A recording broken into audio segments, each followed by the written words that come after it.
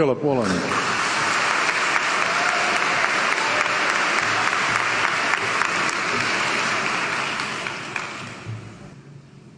King Lear, late at night on the cliffs, asks the blind Earl of Gloucester, "How do you see the world?" And the blind man Gloucester replies, "I see it feelingly. And shouldn't we all? Animals must be off the menu because tonight they are screaming in terror in the slaughterhouses, in crates and in cages, vile, ignoble gulags of despair." You see, I heard the screams of my dying father as his body was ravaged by the cancer that killed him. And I realized I'd heard those screams before. In the slaughterhouse, their eyes stabbed out and their tendons slashed, on the cattle ships to the Middle East, and the dying mother wail as a harpoon explodes in her brain as she calls out to her calf. Their cries were the cries of my father. And I discovered that when we suffer as equals. And in their capacity to suffer, a dog is a pig, is a bear, is a boy. Meat today is the new asbestos, more murderous than tobacco. CO2, methane and nitrous oxide from the livestock industry are killing our oceans with acidic, hypoxic dead zones. 90% of small fish are ground up into pellets to feed to livestock. Vegetarian cows today are the world's largest ocean predators. The oceans are dying in our time. By 2048, all our fisheries will be dead, the lungs and the arteries of the earth. Billions of bouncy little chicks are ground up alive simply because they are male. Only 100 billion people have ever lived. 7 billion people live today. And yet we torture and kill 2 billion sentient living beings every week. 10,000 entire species are wiped out every year because of the actions of one. And we're now facing the 6th mass extinction in cosmological history. If any other organism did this, a biologist would call them a virus. It is a crime against humanity of unimaginable proportions. But happily, the world is changing. 10 years ago, Twitter was a bird sound. www was a stuck keyboard. Cloud was in the sky. 4G was a parking space. Google was a baby's burp. Skype was a typo. And Al-Qaeda was my plumber. Victor Hugo said, "There is nothing more powerful than an idea whose time has come." Well, animal rights today is now the greatest social justice issue since the abolition of slavery. Do you know there are over 600 million vegetarians in this world? And that is bigger than the United States, England, France, Germany, Spain, Italy, Canada, Australia, New Zealand, all put together. If we were one nation, we would be bigger than the 27 nations of the European Union. Can you believe that? And despite this massive demographic footprint, we are still drowned out by the raucous hunting, shooting, killing cartels who believe that violence is the answer when it should not even be a question.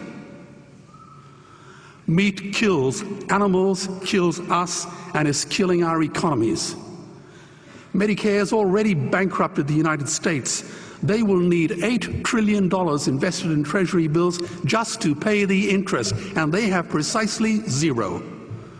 They could shut down every school, Army, Navy, Air Force, Homeland Security, Marines, CIA, and FBI, and they still will not have the money to pay their doctor bills. And our Cornell and Harvard say that the optimum amount of meat in a healthy human diet is precisely zero. Water, as you know, is the new oil. Nations will soon be going to war for it. Underground aquifers that took millions of years to fill are now running dry. It takes 50,000 liters of precious drinking water to make 1 kilo of beef. Today, 1 billion people are hungry. 20 million people will die from malnutrition. Cutting meat by only 10% will feed 100 million people, and eliminating meat will end starvation forever. If everyone ate a Western diet, we would need 2 planet Earths to feed us. We've only got one, and she is dying.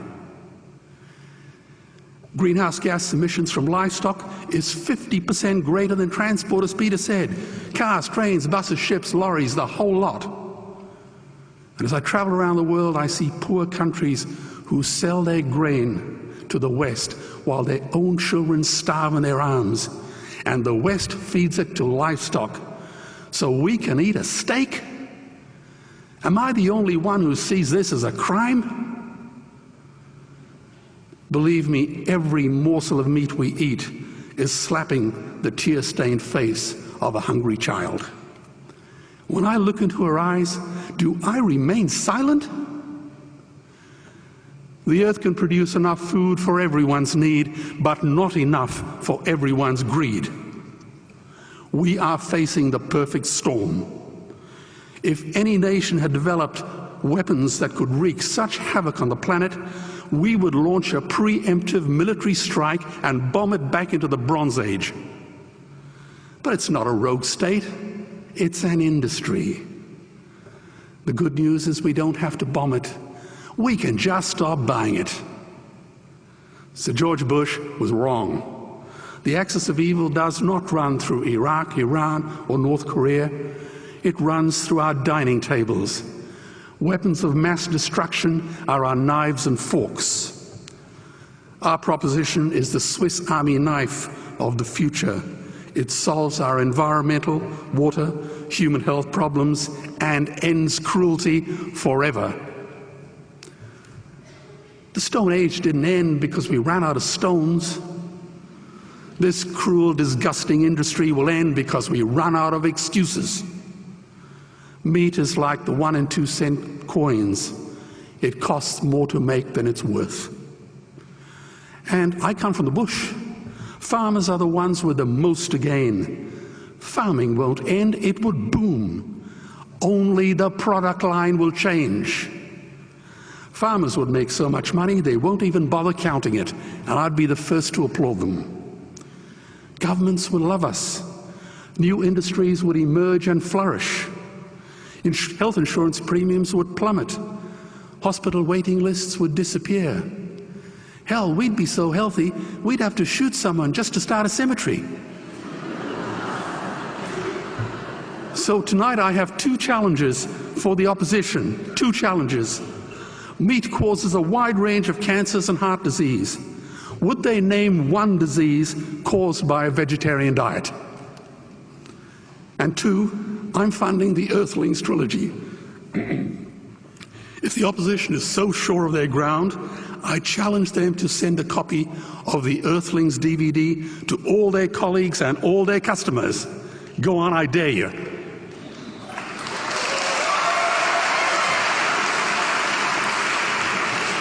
Animals are not just other species, they are other nations, and we murder them at our peril. The peace map is drawn on a menu. Peace is not just the absence of war, it is the presence of justice. Justice must be blind to race, color, religion, or species. If she's not blind, she will be a weapon of terror. And tonight, there is unimaginable terror in those ghastly Guantanamos we call factory farms or slaughterhouses. Believe me, if slaughterhouses had glass walls, we wouldn't be having this debate tonight. You see, I believe another world is possible. And on a quiet night, I can hear her breathing. Let's get animals off the menu and out of these torture chambers. Please vote tonight for those who have no voice. Thank you.